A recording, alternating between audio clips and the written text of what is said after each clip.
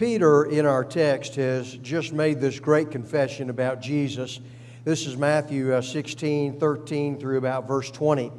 He's just made this great confession, and it's a real highlight in the book of Matthew. You're the Christ, the Son of the living God. Other people were saying all sorts of things, and they were all wrong. And Jesus asked the disciples, well, who do you say that I am? And Peter makes this great confession, and Jesus tells him in verse 17, blessed are you, Simon Bar-Jonah, because flesh and blood did not reveal this to you, but my Father who is in heaven. And so it's just a wonderful, event that happens here.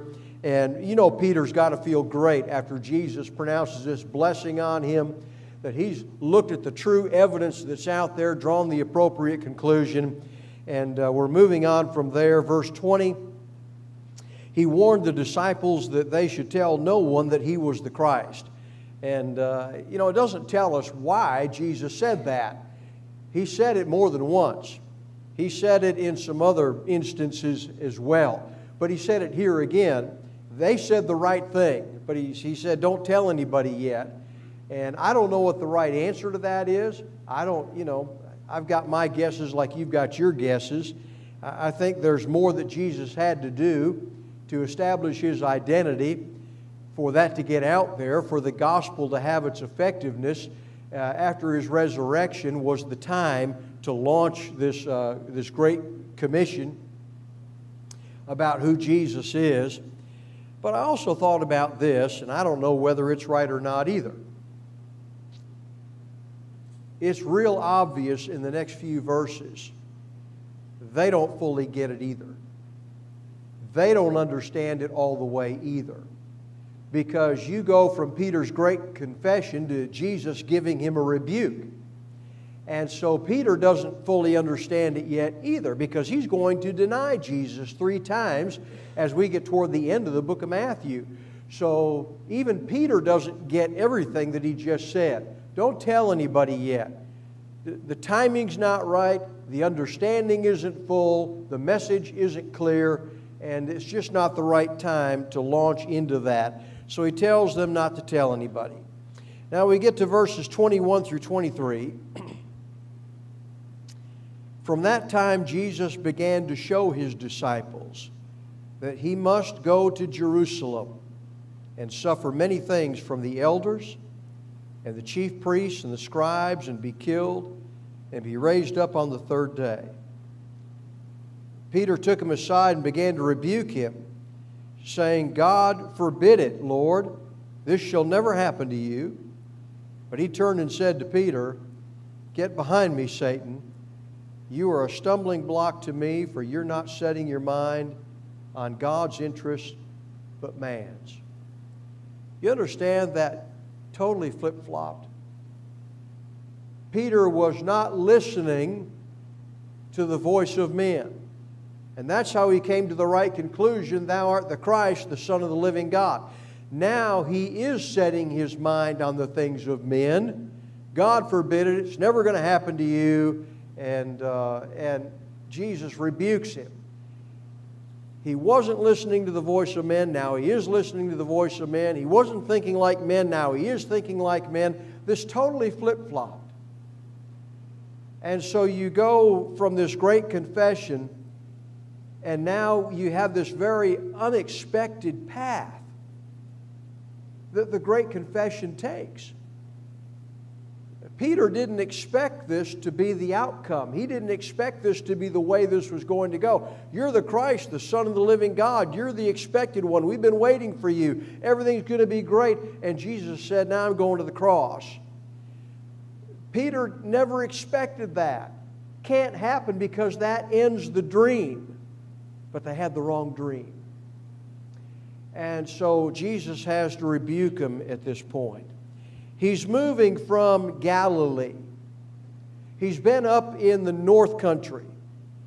And now he's moving from Galilee toward Jerusalem. That's the turn that we're making geographically. And so he begins to warn them, as I'm setting my face toward Jerusalem, this is what's going to happen. I don't want it to take you by surprise. I want you to know what's coming. And he begins to prepare them. And one word in verse 21 that is so important to me, and it's really a challenge to all of us, and that's the word must. And I'm guessing everybody has that word in their translation. From that time, Jesus began to show his disciples that he must go to Jerusalem. Does everybody have the word must? Does anybody have anything different? I found one translation, and I think it really nails the idea here. I found one translation. I've never heard of this translation before. The name of the translation is R-I-E-U.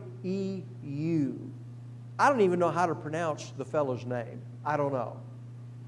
But I've got it in a book that has the New Testament in 26 different translations.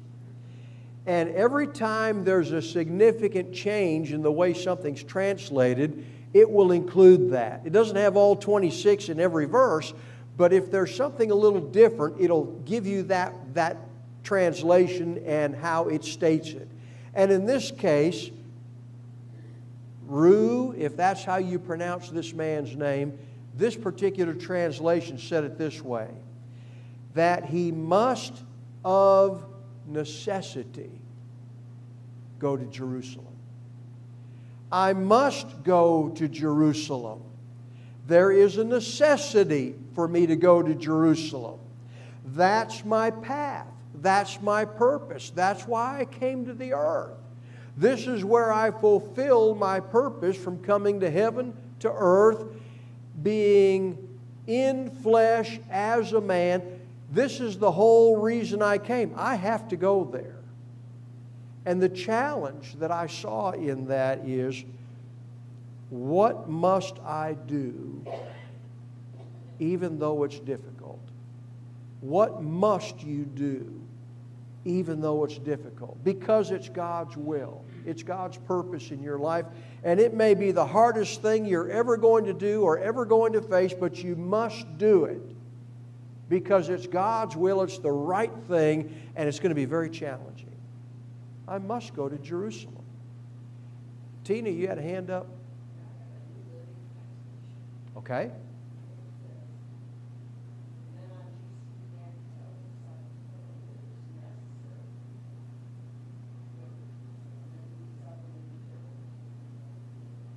New Living Translation, it was necessary. It's just necessary. I have to. I must. And that's the meaning of that word. This is, you got to do it kind of word. And he's talking about his Father's will and the reason that he came to earth. And he's not going to dodge that. He's going to head right into it. He's going to be walking into the gauntlet of these Jewish leaders who want to execute him. And he knows it, and he warns the disciples about it. And look how specific he is with them. I'm going to Jerusalem. There at Jerusalem, I'm going to suffer many things. I'm going to suffer many things at Jerusalem at the hands of the elders and the chief priests and the scribes. And at Jerusalem, at their instigation, I'm going to be killed and I'm going to be raised up on the third day. Now that gets pretty specific. And in other places he talks about being crucified. So he gets very specific about the details of this. And he will be raised up on the third day. And Peter's reaction to this is that, here's the guy who just made the great confession, but he doesn't understand the path of this confession. And Peter says, no way, this is never going to happen. Can't do it. And it reminded me a little bit of the rocky soil in the parable of the soils. The rocky soil back in Matthew chapter 13. Immediately they receive the word with joy, but there's no root there. And when trouble and persecution comes because of the word, they immediately reject it. So Peter speaks this great confession, but here comes the trouble. Here comes the persecution. Here comes the trial. And he's not ready for that. He didn't expect it. And so right away, he's leaving his confession, and he doesn't even understand it all yet. But that's actually what he's doing. So Peter's reaction is that, and Jesus rebukes him. It just didn't make earthly sense to him. As a matter of fact, later Paul wrote in 1 Corinthians 1:23, we preach Christ crucified, to the Jews a stumbling block, because they had the wrong concept of the Messiah. He's going to be a political leader. He's going to be a king like David was a king. He's going to have that kind of throne, and he's going to expand our borders and get rid of our enemies. He's going to be that kind of a Messiah. And it was a stumbling block to the Jews to preach Christ crucified because it's not what they were thinking about. And that's the way Peter was thinking here. Other comments, things you want to bring up? I want to get to the rebuke in verse 23. Is Jesus calling Peter the devil?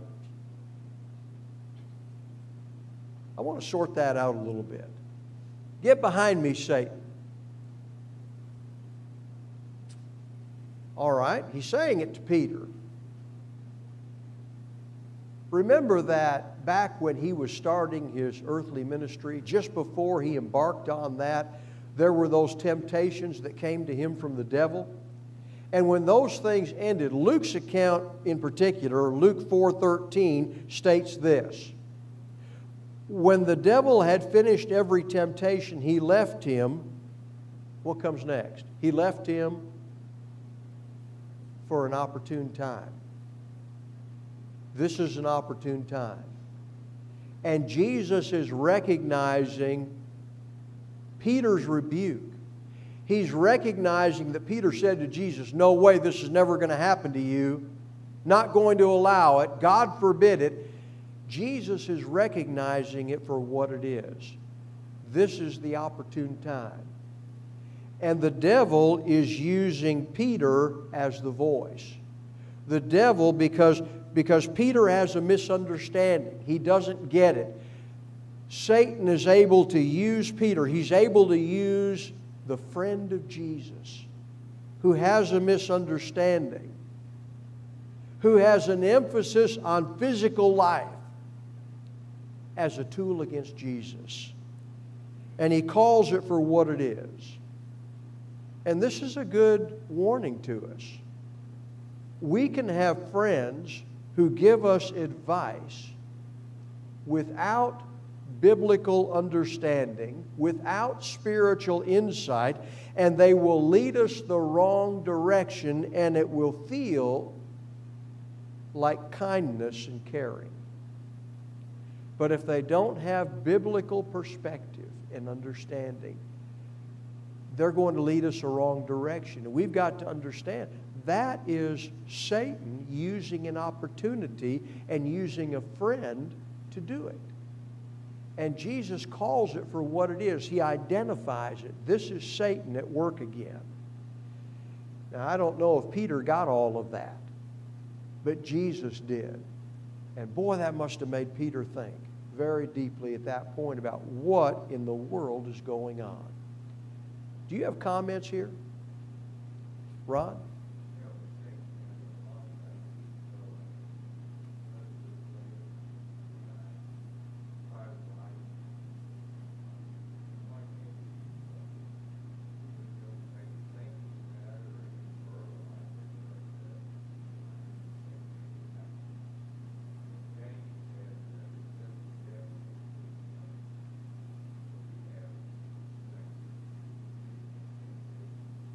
Yeah, the trump cards of the devil, lust of the flesh, lust of the eyes, the boastful pride of life. Jesus spotted it, said, get behind me, Satan. Why can't we be like that? Like James 4 talks about, resist the devil, he'll flee from you. Draw near to God, he'll draw near to you. And humble yourself in the sight of the Lord, he'll exalt you in due time. We need to be thinking like Jesus was. And first we need to recognize when Satan's behind something, and then sort of in our inner voice be able to say, get behind me, Satan. No way. I'm not going to let this go any further. And if we can do that, we're going to be better off for it. Good comment. Others? Anything else? On to the next section, verses 24 through 28. We come to what I'm titling as the cross of the confession. Peter made the great confession, but there's a cross involved in the great confession. Verse 24, Then Jesus said to his disciples, "If anyone wishes to come after me, he must deny himself and take up his cross and follow me." That's what Peter was not getting at this point. Peter was not grasping the fullness of this confession that he just made. And so Jesus turns to the disciples. He turns to everybody and he says, look, if you want to come after me, there's something you've got to do. You have to deny yourself, and then you have to take up your cross. And you have to follow me to my cross. And so here's something, if you wish to follow Jesus, if you have a deep desire, if this is your deep longing to follow Christ, to be one of His disciples, then you've got a key that you need. And the key is to deny yourself. That word deny is to refuse to acknowledge oneself, to disown yourself, affirming that one has no connection with a person. It's the word that Peter used later when he denied Jesus. That kind of denial. I don't know the man. I'm not even acquainted with him. I don't know him at all. That's the word he used when he denied Jesus. Jesus said, if you want to follow me, you want to be one of my disciples, you need to deny yourself to that degree. So when it comes up to your personal will, some selfish motive, desire that's opposed to God, you need to deny yourself as strongly as Peter later denied Jesus. I don't know myself. I don't know that man. I'm not going to listen to his voice. You've got to deny yourself. And that's not possible without the next part. You need your cross. Luke 9:23 adds this. He needs to take up his cross daily. And I've often thought about that. You wake up in the morning, find your cross. When people, there's a saying that you've heard. I know you have. You've heard this saying. Someone has something really heavy on. It's really a big weight. Maybe, it's a flat tire, and I don't have the money to buy another one. Maybe it's a sickness that goes on and on and on and on. Maybe it's a relationship issue, and you just don't see any solving of it in the near future. It could be any number of things. And somebody might say a phrase like this. Well, we've all got our crosses to bear. That misses the point of what Jesus is saying. That's not what He's talking about. It's not just that we all have uncomfortable things to go through in life. That's not the cross. What's a cross used for in the Bible? That's a death tool. That's all it is. That is an instrument of death. When you take up your cross daily, you are crucifying self daily. I decrease, He increases. I exalt my Lord in my life, put myself down. My cross is by me, and to let Christ live in me. Galatians 2:20 is the verse you want to be thinking about. I'm crucified with Christ, nevertheless I live. Christ liveth in me. That's the way we think about this. I'm crucified, my will, my desires, all those emotions, all those things contrary to the will of God that lead me the wrong direction. I'm going to crucify myself. Why? I take up my cross daily. And I cannot be a disciple of the Lord. I cannot follow Him unless I take up my cross daily and deny myself. To what degree? Crucifixion. I crucify myself daily that He might live in me. That's what He's challenging them with in this case. So you can have this wish to follow Him, but you can't get there until you deny yourself. To what degree? Crucify yourself and do it daily. Otherwise, you cannot be one of His disciples. There's two choices with two outcomes. Verses 25 through 27. For whoever wishes to save his life will lose it. If you don't deny yourself, if you don't take up your cross daily, whoever wishes to save his life can't quite get there, can't quite come to the point of denying yourself that way. You're going to lose it. You're going to lose your life.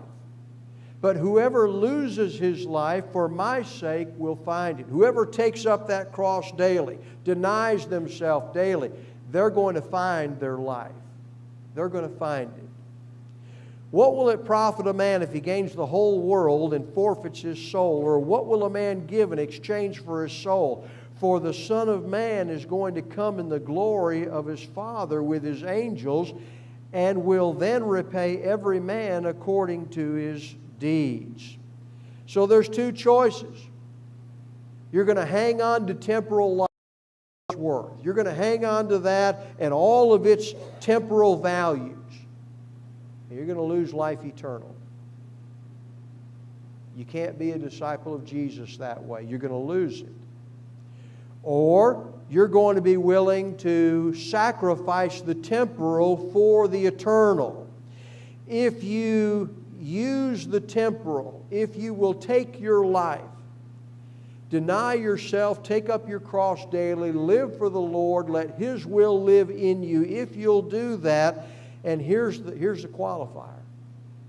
For my sake. If you'll do it for my sake. You can use life in a sacrificial way. You can do a lot of good deeds. You can do a lot of good things. But if it's not for the Lord's sake, it's going to profit you nothing. In the eternal scheme of things, it won't profit you anything. It's got to be for His sake, a sacrificial life. It's got to be for His sake, His standard, His word. That idea of profit, what will it profit a man? That idea of profit, I would link that up in my mind to the Sermon on the Mount. And I've done this several times as we've gone through the next chapters. After the Sermon on the Mount, I keep going back to the Sermon on the Mount. I think so much connects to that. What did He say in Matthew chapter 6, 19 through 21? Lay up treasure in heaven. What will it profit a man? You won't, this isn't treasure in heaven. If you're in the world and you haven't laid up treasure, what profit going to be to you eternally? Well, it won't be any at all. It's a bad trade because the currency of this world is valid toward the redemption of the soul.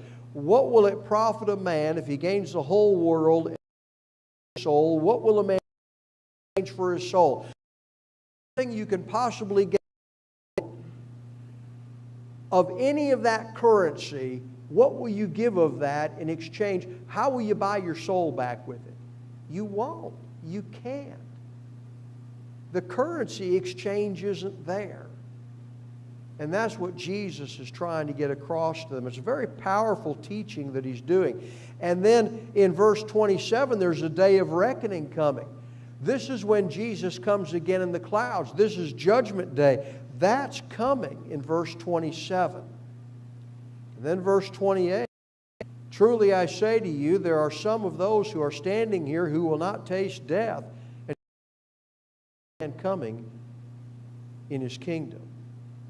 The arrival of the kingdom demands the choice. It's time to make the choice. For them, Jesus was soon going to establish His kingdom. After His crucifixion on the day of Pentecost in Acts chapter 2, the kingdom begins. Kingdom and church are synonymous in this discussion. The arrival of the kingdom demands the choice. For them, it's in chronology. It was coming. The day was coming Acts chapter 2, when the kingdom will arrive, the church and the message, people entrance. It demands a choice. For us, it's in Bible teaching. When you come to the Bible teaching and understanding of the kingdom and what it demands of you, it demands the choice. You've got to make it. Now is the time. Now is the acceptable time. Now is the day of salvation. 2 Corinthians 6 and verse 2. You think about who Jesus is speaking to. Verse 24, He said to His disciples. Mark's account makes it a larger audience. He's turning to the crowd in Mark's account, to His disciples, to the crowd, to the people who are listening, the 12 apostles and the others who are there. He's saying to them, look, there's some of you who are standing here right now, and you will not taste of death. Mark 9:1. You will not taste of death until you see the kingdom of God. All of the disciples would be there, all of the apostles except Judas. Judas would go and hang himself before the arrival of the kingdom. But the other 11 would be there. And of that crowd who was listening, many of them would be there, and they would not die until the kingdom of God came with power. We need to understand the kingdom is not some future event. It's not something when Jesus comes back in the clouds, that's not when the kingdom is going to be set up. The kingdom is going to be set up while some of these people, some of the apostles, and the people who were listening to the words of Jesus at that moment, they would still be alive when the kingdom arrived with power. And the only thing that fits that description is in Acts 2 and the arrival of the New Testament church. Church and kingdom are one and the same here. It's not a future event down the road after 1,000 years or thousands of years. It's not in the future. It's already here. And so many people don't understand that. They think Jesus is going to set up the kingdom later sometime. He already did. It came with power while some of these people in this text were still living. It has a timetable in this passage. Anything else you want to mention here? We're in some closing thoughts of this particular study. The Pharisees and Sadducees refused to acknowledge Jesus. Number 2, Peter did confess as the Son of God, but he had some misunderstandings. And so it kept his faith in shallow water, making a lot of mistakes because he had some misunderstandings with the confession that he made. Then the confession of Peter takes this turn when Jesus talks about the cross. And so there's a problem when we have plans and ideals with the plans and ideals of God. Then number 4, confession is only when we deny self and take up our cross. 5, the King presented, it's time to make the choice. And again, that's as thought about it and come to understand the truth of it, that's the time to make it, not down the road later. Immediate thing.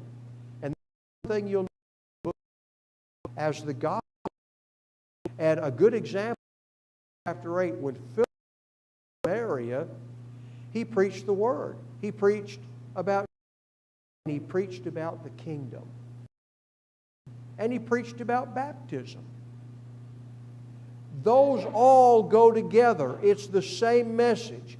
And as he was preaching it, people were being baptized for the remission of their sins. Not later, not next week, not next month, not next year, but as soon as they understood the message of the kingdom, and that included Christ and it included baptism. As soon as they understood it, they immediately obeyed that. When we understand about the kingdom, the choice is upon us, and we need to make it. Any final thoughts you have before we go to the next handout? All right, I need a couple of guys, please, to help get these out quickly, and we'll at least get a start on chapter 17. Thank you, thank you. This is going to be looking at the Mount of Transfiguration. This is another one of those great passages. I want you to be sure to do your reading in Matthew, Mark, and Luke, because they all have something to say about this. And there's going to be a lot of cross-referencing here. And in the cross-referencing, there's going to be a lot of additional material that's going to help make sense of what we're doing. And I'm using, the lesson title you're getting right now, being put in your hands, is titled Mountaintops and Valleys. And I'm using that in somewhat of a metaphorical way. The mountaintop is obviously the Mount of Transfiguration. Jesus takes 3 of the apostles to the Mount of Transfiguration. But there's also a valley here. At the bottom of the Mount of Transfiguration, you have the other apostles. You have a crowd that's gathered, and you have problems. A lot of difficult things are going on. So you have mountaintops and you have valleys. And as a metaphor, we have that in life. We have some mountaintop experiences where faith is exhilarated. You're just at the peak of things. Everything's wonderful, couldn't be any better. But you also have a lot of valleys in life where things are really troublesome. A lot of conflict. And that's kind of what we're seeing here in this chapter. What would be a mountaintop for you? What would be a mountaintop experience where your faith is at its peak, at its high point? What would be a name one? Winning a soul. If you went through that process, you met somebody, they were not a Christian, you taught them the gospel, and you helped them to become a Christian, to put the Lord on in the waters of baptism. Now they're your brother or sister. You were part of the instrumental. You led the Bible study. Boy, that'd be a mountaintop, wouldn't it? There's nothing like it. It's so exciting. What else? What is a mountaintop experience?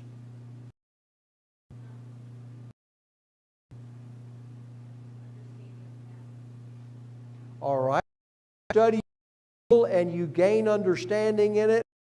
The bulb goes on. You're excited about it. You're enjoying studying and learning about the Bible, and you can't hardly wait to tell somebody. That's a mountaintop experience. What else? To me, to teach Bible class is the most fun I can have. Bible class. It's just a mountaintop experience. You go the whole through the study, you go through the learning, you're excited about it, you get to help teach others and bring them into that study process and watch their light bulbs go on, and you do it together. It's an exciting class. This is, I'll tell you something. Remember Penny before. That was our dog. Boy. And man, I love that dog. That was the best dog ever. I got in so much trouble, I got so many spankings, and Penny would sit with me in the corner while I cried. And I could tell that dog anything, and it would just soak it up. It was my friend. It was also my dad's hunting dog. And that was an indoor dog. It was a hunting dog. It was the best dog ever. And it was the best hunting dog my dad ever had. But that dog got hurt one day, I think jumping over a fence. And it got torn up. And Dad took it to the vet and got it sewed up. Penny was okay, but she had a limp. And she would never be the same. And Dad somewhat retired that dog from the hunting field. But man, that dog liked to hunt.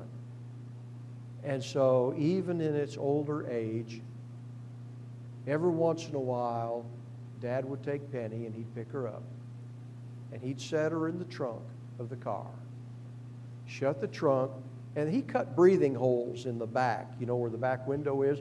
And I'd sit in the back seat, and there's Penny's nose would come up for air, you know, and smelling and seeing if who's in the car and what's going on. And she knew exactly where she was going.